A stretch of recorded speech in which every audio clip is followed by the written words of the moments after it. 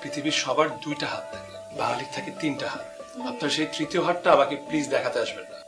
না না স্যার, আমি আসলে কোনো অজুহাত দিতে চাচ্ছি। স্টপ।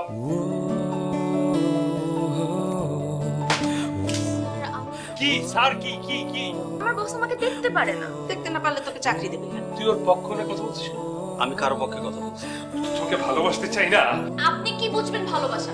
একটা রোবট কখনো বুঝে না কি হতে পারে ভালোবাসা। তোমায় আমি ভালোবাসি, কতটা ঠিক কেমন করে বোঝাই বলো।